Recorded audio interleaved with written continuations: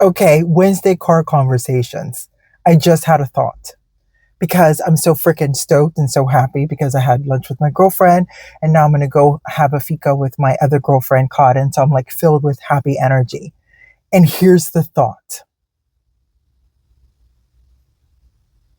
Imagine if the way that you speak to yourself throughout the day ends up becoming the way that you speak within your marriage at night. Oh, talk to me about this. This is tough. It just came to me because I'm feeling so good and everything's so great. My husband's not here. He flies back home tomorrow. But I was just thinking because I have this energy and I'm so stoked and everything's so great. And my life really is super fantastic. But I'm just like extra electric because I was spending time with my girlfriends. And yet, imagine the thought that the way you speak to yourself during the day is the way that you speak to your spouse in your marriage that night. Who's done it? Who's brought that home? Who's brought that aki, muddy, murky darkness of the day, your work environment, the pissed off mood you had with yourself and brought it home to your spouse? And they're like, hello, what is happening? Or the other way, that you're just freaking happy and everything's so great. You have a good evening together. It gets all fun at night, there. You know how that is, right? Let's talk about this. I have to say, I had a very good friend of mine, super wealthy, old German man, gave me the best piece of advice before I married my late husband. And I have taken it and cultivated and curated that piece of advice through my second and now my third marriage. And that it has worked out very advantageously for me. I will tell you that. And I have shared this with quite a few of my girlfriends, and I'm going to share it with you. This is what he said. Vanessa, out of all the things you do in a marriage, the way to be with your husband and make everything happy, your husband will do everything for you. I mean, anything you ask when you do these three things. First, please and thank you. Respect, consideration, the softness of a please and thank you changes the dynamic of every person. Let's be real, and the world around you. Politeness, grace, respect, please and thank you. 1. 2. Cook a hot meal 3-4 days a week. A man wants to have a good hot meal 3-4 days a week. And that works out well for me because I love to cook. I'm a nurturer by nature. I love to make hot meals. I love to be creative. I love the whole elegance and luxury of a great table, a good scape, a good food. That's my nature. So that definitely works out in my favor. The third thing that I learned and has been so magnificent in how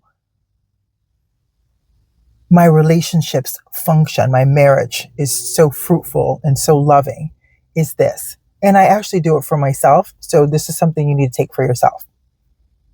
In your relationships, when your spouse comes home, greet them at the door. Yes, hugs and kiss. Give them 30 minutes. Give them 30 minutes to come home, to decompress, to, filter through the day of their work day and transition into being home with you and the kids and everything else. And the mayhem that happens when we're home, because, there's mayhem when you're home and you got kids. That 30 minutes to let the spouse come home and transition from being out to coming home is paramount in the quality of your relationship. And I have to tell you, I have shared that piece of advice. I apply it to myself. And because I just thought about that thought, that the way you talk to yourself during the work environment, the way you talk to yourself, and you come home and you talk to your spouse the way you talk to yourself, girl, you know, there are days when I talk to myself in a certain kind of way that really, they should just click me, lock me up, and put me away because it's not the nicest thing. And then I come back to myself and go, all right, this is just a challenge. It's a moment. It's a situation. Let's get it together. Let's figure out what's going out here. What is the outcome that I want out of this? Let's create that little plan. And let's take the steps to achieve the outcome, right? We all have moments. We all have moments that we spiral. I call it my Alice in Wonderland moment where I spiral down the spiral into death and destruction. And then I come out on the other side and go, all right, I've been there. What do I want? What do I need? What do I got to do to create the outcome I want? Let's take those actionable steps and let's get it. That's what we do. In your relationships, especially this week, as we're talking about, bringing intimacy back into your relationships, think about that. The way that you show up for yourself and you're like in a pissed off mood and you bring that home to your spouse, that's not going to work. It's not fruitful. It's not fruitful for anybody. So that fantastic piece of advice of please and thank you. It's respectful. It's loving. It's considerate. Making a hot meal, not slop, not some of the stuff that I see out here in these, social media channels. The food that you guys are giving to yourself, to your children, to your spouse, that is like pig food. It's disgusting. Not everybody, but we can definitely do better. Judgmental, yes. Factual. Somebody's walking around here in my car doing something. 30 minutes when you come home for yourself, 30 minutes for your spouse to decompress.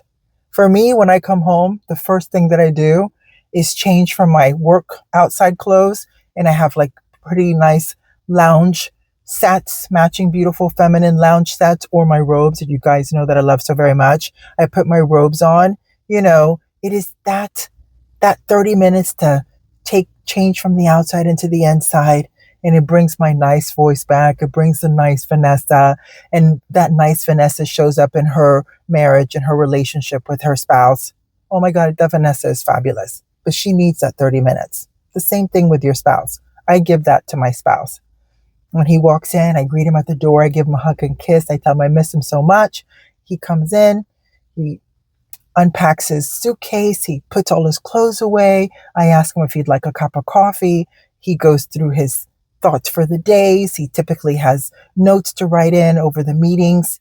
And then when he comes up to me, he shows up clean, clear, because everything's done with the work. Everything's packed up. And now we move on to the next part of the evening. And it's the two of us having dinner, talking and enjoying ourselves together. So that is my piece of advice for a healthy relationship, is to please and thank you, consideration, respect, mutual love.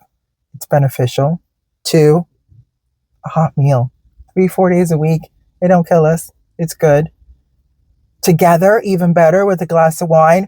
Oh my God, it's paramount. 3, 30 minutes. You take it for yourself as a woman. You give it to your spouse, because it makes everything in life so much better. And don't be coming at me talking about, this is all patriarchal and always have to be subservient to the man. You know what? I love my man loves me. Healthy relationships, it's you being subservient to each other. Punt. Let's go there. Yeah? What do you think? Okay, Wednesday Car Chronicles, it was my moment. But think about that. The way that you talk to yourself and the way that you show up for yourself is the way you're going to go home and talk to your spouse. Girl, let's change that. Yes, make it love. Pussily Puss.